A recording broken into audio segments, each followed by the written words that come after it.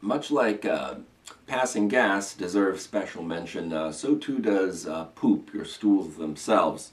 Now, most people erroneously presume that the stool in the morning came from the dinner that you ate last night.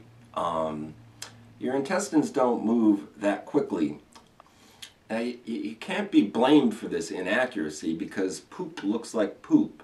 You have no place mark to accurately figure out which poop came from which meal.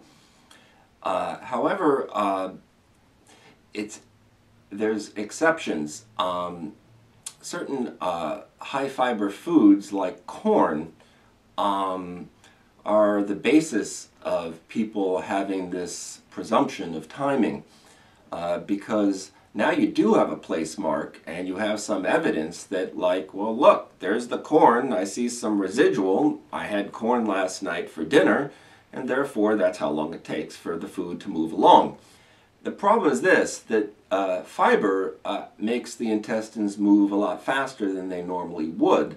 The average transit time in the United States for food to make it from one end to the other is actually closer to 3 days. In third world countries, it's twice as fast, and the reason is that they eat a lot more fiber.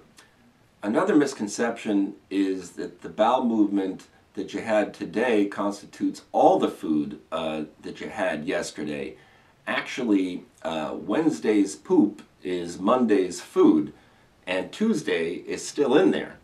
With this talk of bowel movements brings up the subject of wiping. In the United States, half of Americans fold their toilet paper and the other half bunch it up.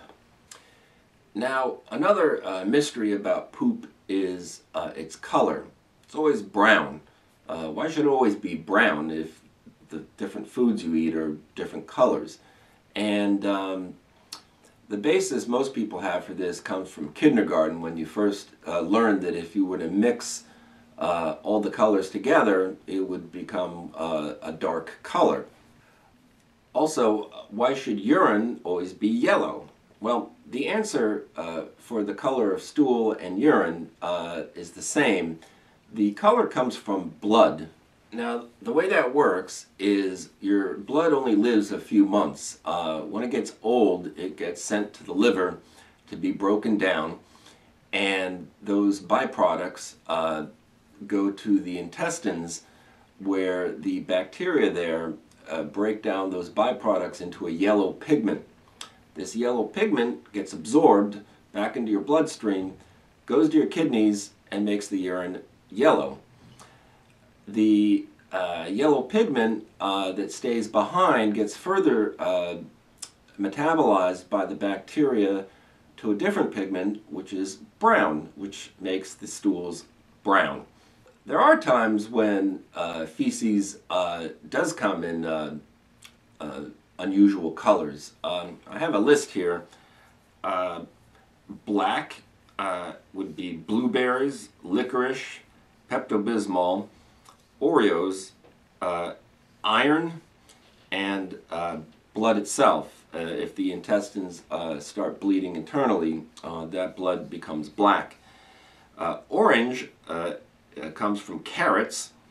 We've got red, which is Jello, Kool-Aid, beets, and again blood, if it doesn't have time to get broken down into black and change color. Finally, bringing us to green. Green stools come from lots of green leafy vegetables because of the chlorophyll in the vegetable.